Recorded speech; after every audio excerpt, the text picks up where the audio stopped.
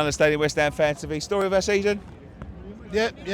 It's just as boring, just as bland, just as mediocre as everything else we've sat through. Thankfully, we've only got one more game, and then that's it. We can forget about it. We can go and sit on the beach for 3 months and try and pretend that football doesn't exist. It's a bit of a false dawn last week at Man United. I mean, their player power is about as much as ours. You see a team today we're chalk and cheese. Yeah, because Nottingham Forest aren't as bad as Man United were. Man United last week, I think I said it, were probably the worst team we've watched all season, in terms of opposition. Yeah, I thought Southampton offered more than Man United, Leicester offered more than Man United did last week. And this week, Nottingham Forest turned up, didn't help that Areola gifted them their first goal. I mean, we started with confidence, Dave. We did start with confidence. Chance of the first minute, we started to play, and then you do that, and all the confidence just went out of them. Yeah, it did. Yeah, I mean, should he have been starting? Look, this wasn't a game about the result, was it? These games never are.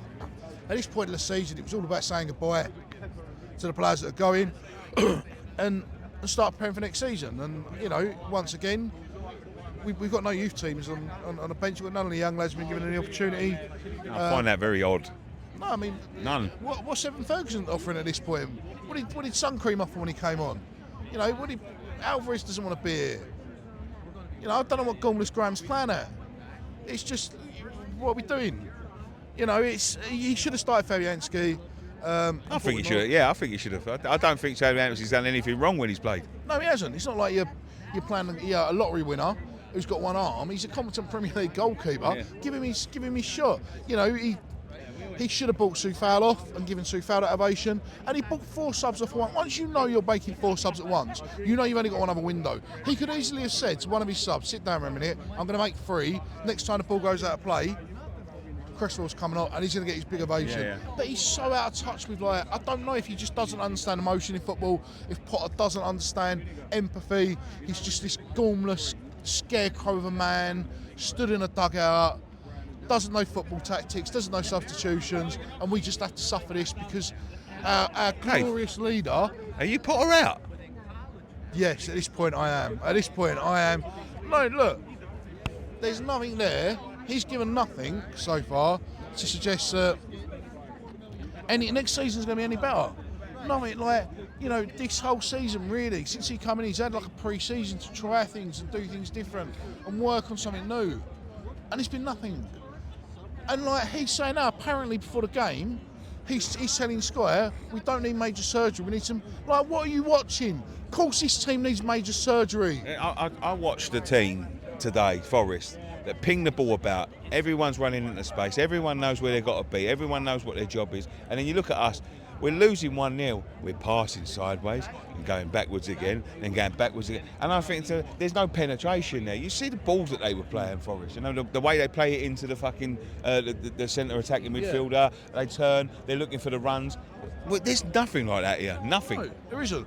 It's the same. If you take 2 or 3 games out when he first came in, Potter, and he tried to play high pressing football and the fitness weren't there, and he resorted to this. But if you took it out, you could watch any of those games. And if I said to you, without looking at a date and without looking at a dugout, is that Potter or Lopetegui? You wouldn't know. Yeah. You wouldn't know because it's the same sideways ball across the back 4, and then the press comes in and we panic and hoof. Yeah. And that's the style. Pass. Press comes in, we panic, hoof, and it's gone. Yeah. And that's going to continue because there's no evidence, none at all, that he knows any other way. He knows anything different. And it's not going to change with recruitment either. He left Brighton. And all the recruitment at Brighton was done for him. He's gone to Chelsea. His only idea is I'm going to go back to Brighton. In January, his only idea was I'm going to go back to Brighton. Yeah. We can't afford Brighton's players. And if McCauley's this transfer guru that has done all this again, research, the Brighton model carried on without him. At Chelsea, they've just gone and spent 40, 50, 60 million pounds. Every time they want a new player, it's a 40 million or 50 million. He's not finding these 8 million, 10 million, 12 million, 15, 20 million players that we're going to be in the market for. There's nothing to suggest Carl McCauley is going to do anything. And there's nothing to suggest that Potter's going to do anything next season. This is going to be grim. I've got to say this. The referee today. Is that the worst referee you've ever seen in the Premier League? Yes, by I mean, obviously we've not lost because of the referee. So no. It's nothing to do with the result. But I'm just saying, But in terms of the referee in the game, controlling the game. No, he never had a grip on it for the first minute. His decision making was all over the place. He was inconsistent. But thank God for semi-automated offsides, or God knows how long that review of their goal would have taken. Well, apparently the communication was down. Communication was down all day. It was down between our back four. Yeah. It was down between, yeah. That's. I don't think it was just that decision. I mean, the way he's parading around, when he walks over to the manager and he's walking slowly to sort of make it dramatic. I had the feeling there that he wanted everyone to have eyes on him. I think he probably. I don't know if he was necessarily. I can see what you're saying. I think he just didn't know what he was doing, and he's kind of like trying to find something inside him that's going to tell him like, oh, this is the right decision to make in this scenario. He was just poor. He's probably under pressure. Like he's not a Premier League referee. Yeah. You know, he needs to go back to Acne Marshes, try and get the basics right, and then have another go at something. Maybe go rugby, maybe. Yeah.